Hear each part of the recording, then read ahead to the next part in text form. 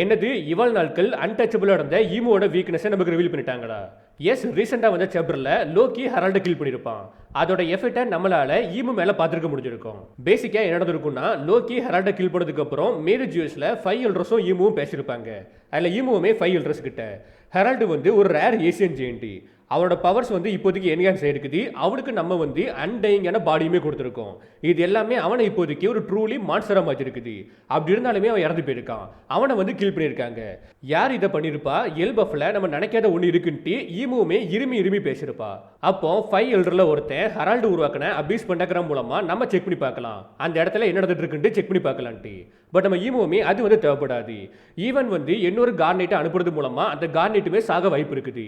ஒவ்வொரு கோவனுக்குமே நம்ம ஒரு பிரைஸை வந்து கொடுக்குறோம். அது ஈவன் வந்து மூக்கும் பொருந்துன்ட்டு இரும்ப ஆரம்பிச்சிருவா. இது மூலமா நமக்கு என்ன தெரியுதுன்னா, கார்னேட்ஸா இருக்கட்டும் 5 எல்டர்ஸா இருக்கட்டும் எல்லாருமே ஈமு கூட கனெக்ட் ஆயிருக்காங்க. ஈமோட பவர்ஸ் ஷேர் பண்றாங்க.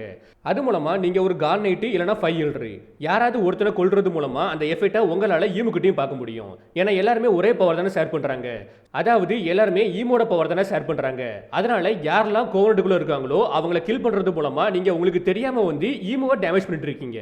லைக் நம்ம லோக்கி ஹெரால்டை கில் பண்ணது மூலமா அவனுக்கு தெரியாம வந்து ஈமோ டேமேஜ் பண்ணியிருக்கான். அதனால தான் ஈமு கொஞ்சம் வீக் ஆகி இரும்பிட்டு இருந்திருப்பான். அப்போ நீங்க வந்து கேட்கலாம், சாட்டன் ரீசெண்ட் எபிசோட்ல இறந்து போயிருப்பான். ஸோ அப்போ ஏன் வந்து ஈமுக்கு வந்து டேமேஜை கொடுக்கலன்ட்டு? அந்த இடத்துல வந்து யாருமே சாட்டனை கில் பண்ணிருக்க மாட்டாங்க. ஈமு வந்து அவளோட பவரை வந்து எடுத்திருப்பா. சாட்டன் உடம்புல இருந்து எடுத்திருப்பா. எடுத்த அடுத்த செகண்ட் தான் அவன் வயசாகி எலும்பு கூட மாறி இருப்பான். மற்றபடி அவனை யாருமே கில் பண்ணவே இல்லை. பட் ஹெரால்டோட கேஸ் வந்து கொஞ்சம் டிஃப்ரெண்ட்.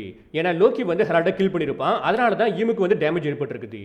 அண்ட் ஹெரால்டு செத்தது மூலமா இந்த இடத்துல யாருமே இம்மோட்டல் இல்லைன்ட்டு நமக்கு தெளிவாக தெரியுது.